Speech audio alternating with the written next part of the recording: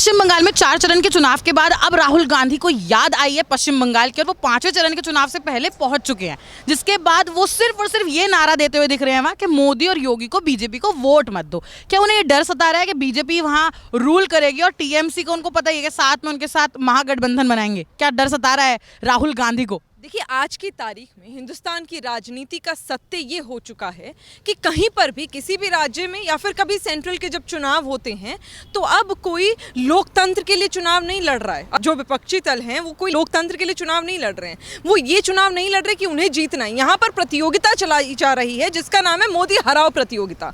इन्हें किसी से कोई फर्क नहीं पड़ता, इन्हें किसी विकास से कोई लेना देना नहीं है, इन्हें लोकतंत्र की हत्या होती रहे उससे कोई लेना देना नहीं है। इनका डर सिर्फ ये है कि आज नरेंद्र भाई मोदी जी इतने ताकतवर कैसे हो गए। हिंदुस्तान की सरजमीन पर सजदा करने वाले लोग, हिंदुस्तान की सरजमीन पर प्रार्थना करने वाले लोग आज इतने ताकतवर कैसे हो गए, आज लोकतंत्र जीत कैसे गया, जिसकी हत्या राहुल गांधी और राहुल गांधी के परिवार और पूरक इतने सालों से, इतनी सदियों से करते आ रहे हैं। आज इनको नजर आने लगा है कि आज नरेंद्र मोदी जी ने हिंदुस्तान की जनता को सच बता दिया है कांग्रेस पार्टी का, और यही वजह है कि भारतीय जनता पार्टी सरकार में है।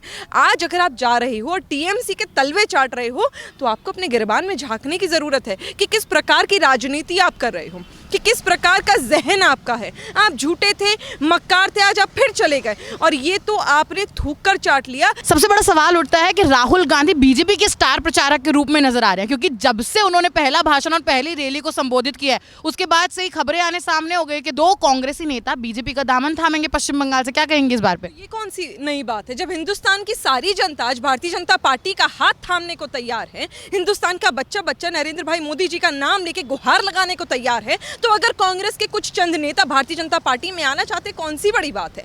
ये तो कोई नई नई चीजें हो रही हैं। आज क्या हमने देखा नहीं कि सिंधिया भाई साहब कितनी खुशी से अपने पूरे परिवार के साथ, अपनी जनता के परिवार के साथ भारतीय जनता पार्टी में कितने खुशनुमा तरीके से भारतीय जनता पार्टी में शामिल हुए। वो यही वजह थी क्योंकि कांग्रेस पार्टी ने अब अपनी राजनीति सिर्फ और सिर्फ पैसों के टुकड़ों पे करनी शुरू कर दी है। उनको जनता से कोई लेना देना नहीं, क्योंकि अगर जनता से लेना देना होता ना तो महाराष्ट्र में जिस प्रकार आप लोगों ने महागठबंधन, झूठा गठबंधन करने के बाद राजनीति करनी शुरू करी है ना, सरकार चलानी शुरू करी है, ये आप कभी नहीं करती।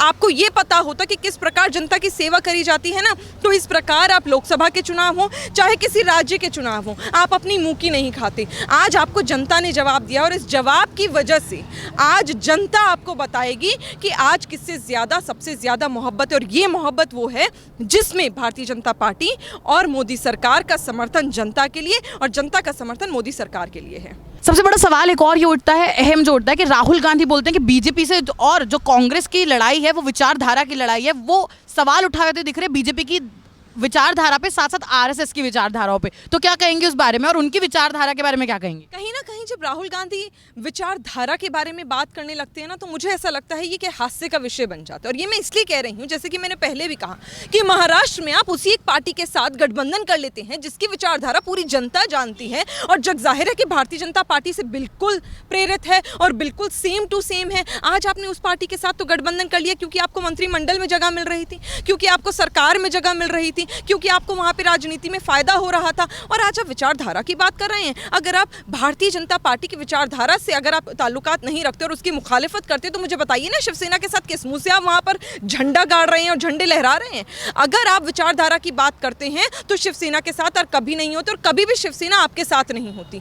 आज इस गठबंधन ने कहीं ना कहीं जाहिर कर दिया है कि शिवसेना भी सिर्फ और सिर्फ पैसों के टुकड़ों पर पलने वाली है, और आज राहुल गांधी ने भी यही साबित कर दिया। विचारधारा की अगर बात होती है ना, तो हम बताते हैं विचारधारा क्या होती है। विचारधारा ये होती है कि अगर हम हिंदुस्तान में किसी चीज़ का वादा करते हैं ना तो हम उसे देते हैं। अगर हम हिंदुत्व की बात करते हैं तो हम उसे निभाते हैं। और याद रखिएगा, हिंदुत्व हिंदू, मुसलमान, सिख, ईसाई सबके साथ है। जो लोग ये कहते हैं कि हिंदुत्व सिर्फ हिंदुओं के लिए है, उनकी कमी ये है कि उन्होंने कभी हिंदुस्तान की जनता को समझा ही नहीं। क्योंकि हिंदुस्तानी मुसलमान भी, हिंदुस्तानी सिख भी और हिंदुस्तानी ईसाई भी पहले हिंदू है क्योंकि वो हिंदुस्तानी है।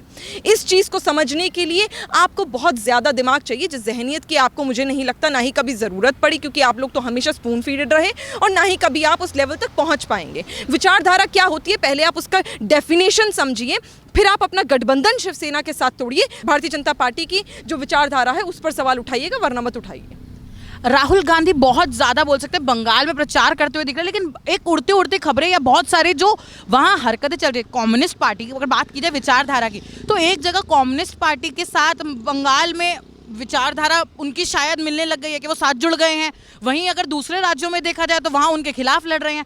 तो उस जहन पे क्या कहेंगे, क्योंकि वो कौन सी मानसिकता है, या राहुल गांधी भूल गए थे कि उनकी खुद की विचारधारा अभी तक हिली उडली हुई है? देखिए, जैसे मैंने शुरू में कहा कि यहाँ पर मोदी हराओ प्रतियोगिता चल रही है, यहाँ पर चुनाव नहीं चल रहे। चुनाव बहुत पहले हुआ करते थे, आज ये प्रतियोगिता हो गई है कि किसी प्रकार मोदी सरकार को हराना है, क्योंकि इन्हें पता है कि मोदी सरकार वो है जो ना खाती है ना ही खाने देती है, ना ही यहाँ पर जनता का पैसा आपको खाने दिया जाएगा और ना ही उसके ऊपर गलत नीयत से आपको देखने दिया जाएगा। आज जिन पार्टियों का राहुल गांधी जी समर्थन कर रहे हैं, पिछले कुछ ज़माने में उन्हीं पार्टियों के साथ आपको ताल्लुकात आपके इतने नफरत भरे होते थे, एक दूसरे की विचारधारा से आप लोग कड़ी नफरत करते थे, आप मुखालिफत करते थे। आज आपको बड़ी इन लोगों की विचारधारा, आपको टीएमसी से भी कोई दिक्कत नहीं है, all of a sudden CPIM के नेता हैं उनसे भी ऑल ऑफ अ सडन कोई दिक्कत नहीं है। जिस प्रकार आपको उत्तर प्रदेश के चुनाव में सपा और बसपा से दिक्कत नहीं थी ना, उसी प्रकार आज आपको इन्हीं लोगों से दिक्कत नहीं है। पर क्या करें, ये आप अपने पाँव पर खुद हथौड़ा मार रहे हैं, क्योंकि जैसे कि आपने जब जब चुनाव लड़ा, चाहे वो उत्तर प्रदेश के हों चाहे वो लोकसभा के हों, आप सिमट कर रह गए। जो पार्टी राष्ट्रीय पार्टी हुआ करती थी, हिंदुस्तान की जनता पर 50 साल राज करा और बाकायदा लूटा, आज अगर आप कहीं नहीं है ना, तो वो इसलिए क्योंकि आपकी असलियत जनता के सामने आ गई, क्योंकि आप अपनी विचारधारा को एक्सप्लेन नहीं कर पाए। और यही मैं कह रही हूँ कि डेफिनेशन याद करिए पहले विचारधारा की क्या होती है, क्योंकि अगर आपको डेफिनेशन पता चल गई ना विचारधारा की, तो शायद आप अपने आप को, अपना चेहरा आईने में देख के खुद ही अपने मुंह पर काला पोत लेंगे।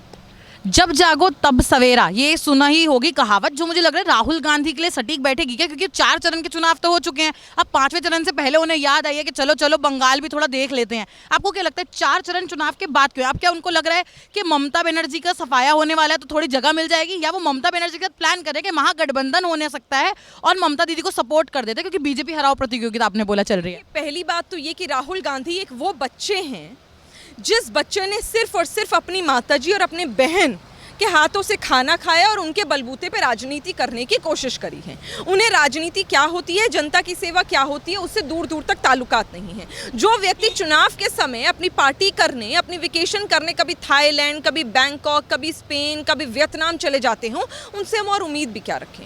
बिल्कुल सही कहा, जब जागो तभी सवेरा वाली बात उन्होंने ये साबित कर दी कि उनका सवेरा आज सुबह हुआ है। कहते हैं ना कि कई लोग 12-1 बजे सुबह जगते हैं, ये 5वें चरण में जगे हैं। और ये 5वें चरण में सिर्फ इसलिए जगे हैं क्योंकि इन्हें पता है कि अब भारतीय जनता पार्टी का जो समर्थन है वो बंगाल की जनता से इतना मिल रहा है भारतीय जनता पार्टी को, जो किसी ने पहले सोचा ही नहीं था। इन्होंने हवाई बातें कर रखी थी कि भारतीय जनता पार्टी तो बंगाल में कहीं नहीं है। अरे समझिए, जनता अंधी नहीं है, जनता बड़ी समझदार है, बड़ी सूझबूझ के साथ मतदान करती है। और जब वो मतदान करती है ना, तो सारा गुनाहगार, भगाकार और सब प्लस माइनस करके करती है, और उसे पता होता है कि कौन सी सरकार हमारे लिए काम कर रही है। जब उन्होंने देखा है बाकी राज्यों में, बंगाल की जनता ने, और केंद्र में किस प्रकार काम हो रहा है और विकास की लहर जो है वो तेज़ी से बढ़ रही है, इसी वजह से आज वेस्ट बंगाल में बहुत ही भारी भीड़ में जनता आकर भारतीय जनता पार्टी को वोट भी कर रही है। और देखिएगा 2 मई आएगी और भारतीय जनता पार्टी का इंशाल्लाह मुख्यमंत्री वहाँ बनेगा। आपने ये सारी बातें की, इससे 100% ये बिल्कुल सच होती दिखाई पड़ रही है, जैसे कि जैसे नतीजे दिख रहे हैं और जनता समर्थन करती हुई दिख रही है। सवाल सबसे ज़्यादा उठता है कि राहुल गांधी बहुत कोरोना का रोना रोते हैं और प्रधानमंत्री नरेंद्र मोदी पे बहुत हमला करते हुए दिखते हैं कि एक जगह रैलियां हो रही हैं, दूसरी जगह बोलते हैं 2 गज की दूरी। सोनिया गांधी भी कहती हुई नजर आई कि रैलियों को रद्द कर देना चाहिए, लेकिन राहुल गांधी अभी रैली करते हुए दिख रहे हैं और उनकी रैली में बहुत ज़्यादा भीड़ भी नजर आती है। तो क्या बोलेंगे, बॉलीवुड में जैसे बॉलीवुड की कहानी होती है वैसे पश्चिम बंगाल की दिख रही है। फाइट भी दिखी हमें, हिंसा जो काफ़ी निंदनीय है, लेकिन हमें बहुत ज़्यादा डायलॉग बाजी भी दिखी। तो अब क्या फनी कैरेक्टर की एंट्री हुई है? जाहिर सी बात है, आपको पता नहीं है कि राहुल गांधी इस देश के सबसे बड़े कार्टून वाले जो व्यक्ति होते हैं वो हैं। आज किसी पोगो चैनल में अगर उन्हें डाल दिया जाए ना, तो बहुत टीआरपी मिलेगी, क्योंकि जिस प्रकार की वो बातें करते हैं, जिस प्रकार की बेसमझी के साथ वो जनता के सामने नासमझी के साथ पेश आते हैं ना, उससे जनता को सिर्फ और सिर्फ हंसी आती है। थोड़ा बहुत अगर जनता को ऐसा मजाक करने का माहौल मिल रहा है, तो मुझे नहीं लगता कि हमें उस पर चिंता करने की ज़रूरत है। हमें तो उस माहौल का लुत्फ उठाना चाहिए। अब चुनाव ख़त्म होने वाले हैं और चुनाव के बाद छुट्टियाँ आने वाली हैं। अब राहुल गांधी की हमें ज़रूरत पड़ने वाली है, क्योंकि घर बैठ के जब लॉकडाउन लगेगा तो हमें ऐसे हादसे के विषय सुनने को मिलेंगे, तो थोड़ा हमारा खून बढ़ेगा ही।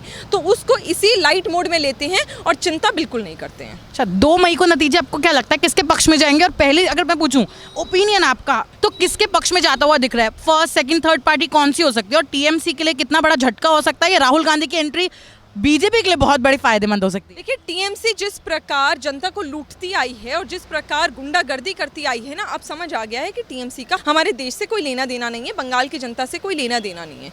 और यही वजह है कि अब जिस प्रकार मैंने आपको पहले भी बोला कि 2 मई को देखिएगा भारतीय जनता पार्टी का मुख्यमंत्री बनेगा और भारी बहुमत के साथ भारतीय जनता पार्टी वेस्ट बंगाल में चुनाव भी जीतेगी और फिर असल में वेस्ट बंगाल की जनता का विकास होगा। बहुत बहुत शुक्रिया हमारे साथ जुड़ने के लिए।